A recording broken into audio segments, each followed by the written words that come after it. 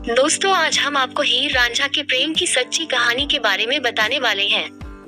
आपने अक्सर यह सुना होगा, जब भी किसी की सच्ची मोहब्बत के बारे में जिक्र होता है तो उनकी तुलना हीर और रांझा से की जाती है, क्योंकि हीर रांझा ने प्रेम की दुनिया में एक अपना अलग ही नाम कर दिया कर रखा है, जिसके कारण सदियों से उनके प्रेम को आज भी लोगों के द्वारा याद किया जाता है।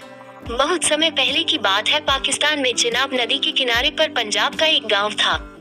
उस गांव में एक लड़का रहता था जिसका नाम रांझा था। वो अपने 8 भाइयों में सबसे छोटा था।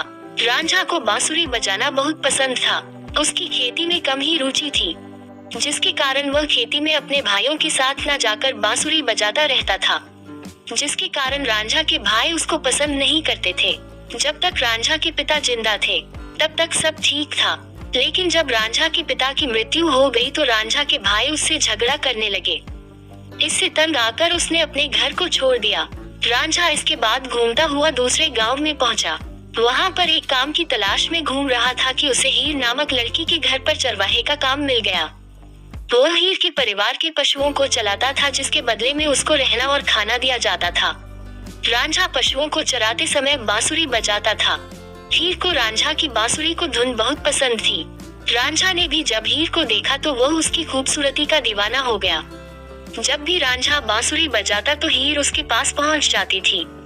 धीरे धीरे हीर और रांझा को एक दूसरे से प्रेम हो गया, जिसके बाद वह अक्सर एक दूसरे से चोरी छुपे मिलने लगे और उनका प्यार परवान चढ़ने लगा।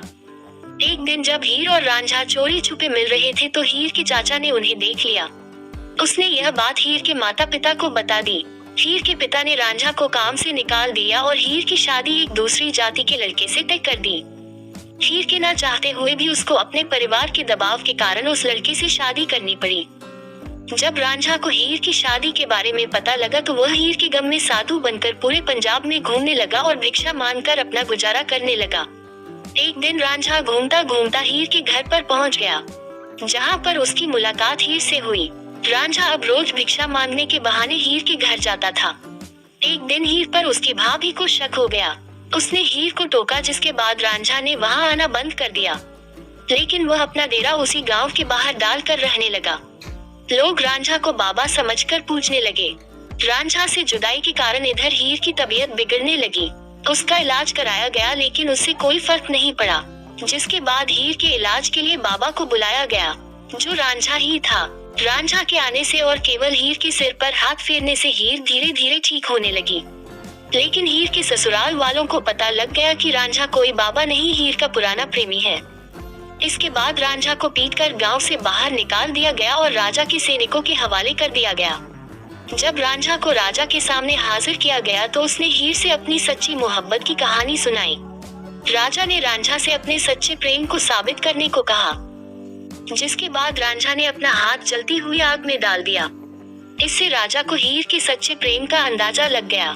राजा ने हीर और रांझा की शादी कराने का हुक्म सुनाया। हीर के ससुराल वालों को भी राजा की बात माननी पड़ी, लेकिन ये बात हीर के चाचा को हजम नहीं हुई। हीर के चाचा ने जिस दिन हीर और रांझा की शादी थी, उस दिन हीर के खाने में जहर मिला दिया, जिससे हीर की मौत हो गई।